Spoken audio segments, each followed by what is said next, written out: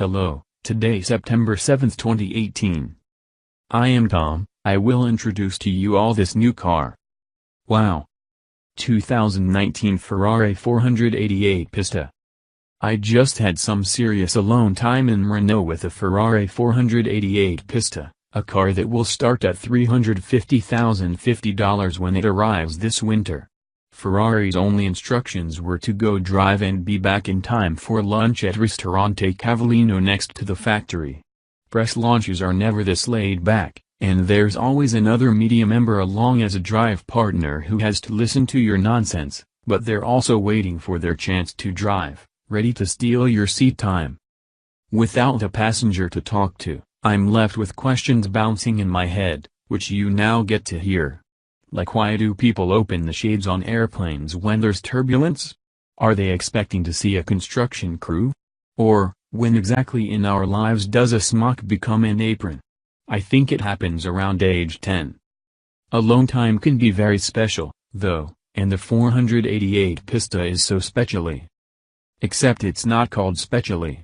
It's the 488 Pista. Pista is Italian for track, and it's the fourth in a line of limited edition, track-focused versions of Ferrari's mid-engine V8 two-seaters. The first was the 2004 360 Challenge Stradale, a car so good it made you feel like you should really be doing more with your life. Next came the 430 Scuderia, another stripped-down, ridiculously quick and rare Ferrari that we tested in Italy in 2009 as part of a comparison test with an Audi R8 V10. That Scuderia didn't have floor mats or windows that opened. The Audi did. The Audi lost. The 458 specially followed. It more than lived up to its name. Half a transplant. With the last diesel belching IFCO truck out of the way, my mind goes from thinking of new email passwords, I'm way past my dogs and onto my friends' pets, and focuses on the power of the Pista's engine.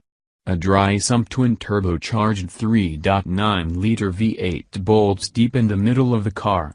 Compared with the heart of the 488 GTB upon which the Pista is based, 50% of the Pista engine's parts are new. A lighter crankshaft and flywheel fling, lighter titanium connecting rods with a claimed 17% reduction of inertia. The compression ratio rises from 9.4 to 1 to 9.6 to 1, and more aggressive cams work with shorter intake runners and a new internal exhaust manifold that reduces back pressure and weighs 21 pounds less than the GTB's cast unit. Ferrari found an additional 49 horsepower and dropped nearly 40 pounds from the V8. In total, Ferrari claims a 176-pound weight reduction versus the GTB. Opt for the carbon fiber wheels, a Ferrari first, and the weight drops by another 22 pounds. The engine's 710 horsepower doesn't just arrive, it barges in and puts its hooves on the coffee table. Power doesn't peak, it plateaus. From 6,750 revolutions per minute to the 8,000 revolution per minute redline, the V8 continues to make all of its 710 horsepower. Redline shifts from first to second to third never drop below 6,750 revolutions per minute, so even after a shift you're still in the land of 710 horsepower.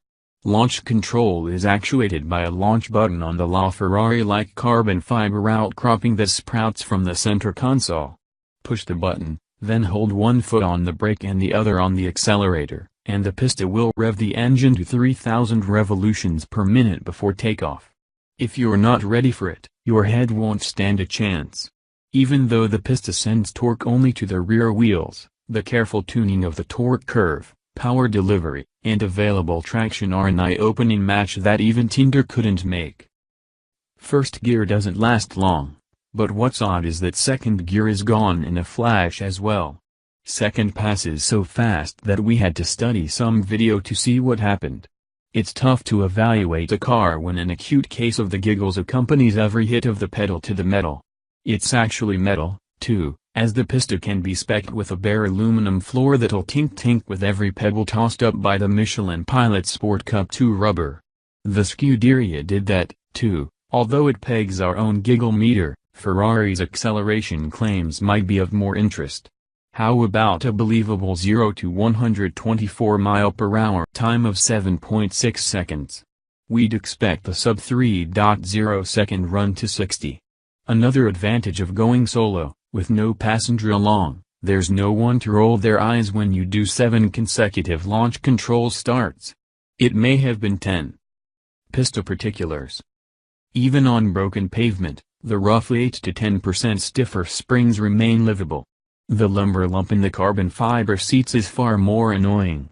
As in the 488 GTB, magnetorheological dampers smooth the edges off bumps. Interior space is surprisingly vast, and the view out is panoramic. Mostly, the daunting visuals come when you're outside the thing. A new carbon fiber front bumper inspired by that of the 488 Challenge race car essentially puts a wing between the headlights to increase downforce.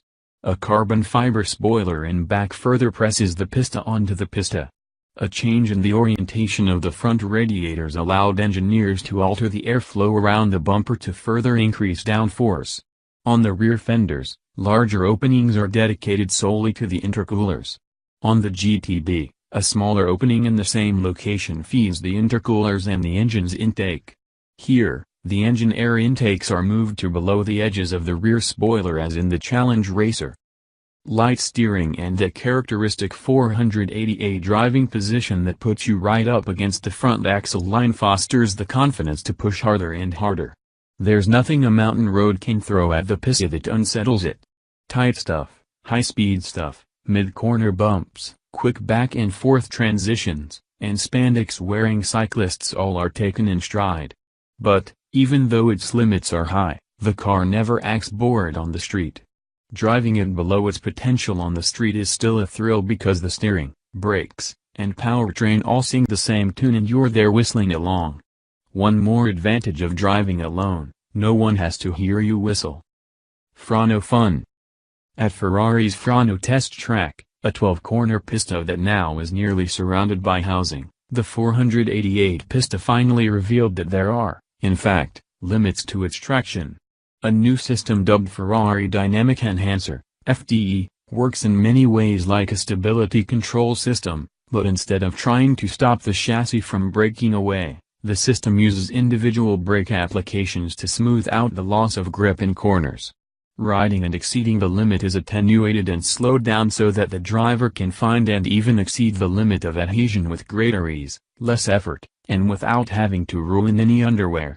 Switching into CT off mode activates FDE, which is one step from escape off, and it's that mode that has the potential to leave skid marks on more than just the road. Leaving those marks on the asphalt are newly developed Michelins.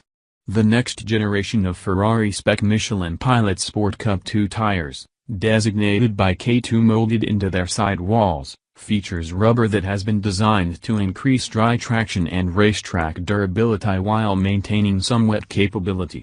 The tires were brilliant on the street. When the allotted track time arrived, the tires had seen some abuse and gave up a bit earlier than we expected.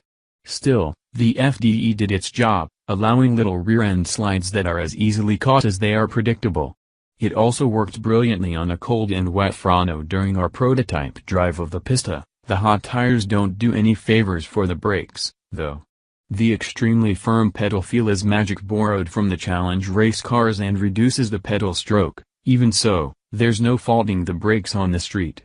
On track, hot front tires lengthen braking distances lap to lap, but I'm not here to beat the Pista's official 1:21.5 second Frano time, a mere 2 seconds behind the LaFerrari hypercar. There's really no way to set a lap anyway, as Ferrari's track is subject to sound level limits, and there's a big sign on the straight that says, "Gas off," which made me hold one in. The Pista is certainly loud enough to peg Frano's sound level meter, and we're happy that the new exhaust manifold blows a racier tune than the 488 GTB's cast unit, but we miss the naturally aspirated V8 Tess of the recent past. The Pista is all about that bass. Ferrari's naturally aspirated V8 Tess shrieked and snarled into the red line. The Pista barks and roars its way there. Those turbochargers have changed the sound, but Ferrari did increase the engine volume inside. Sound quality is important to Ferrari, And the Pista is clearly part of an ongoing challenge dealing with the dulling effects of turbocharging.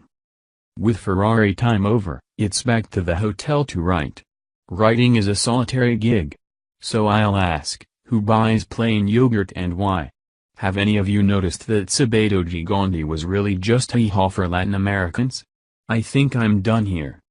Thank you for watching my video. Please share as like this video.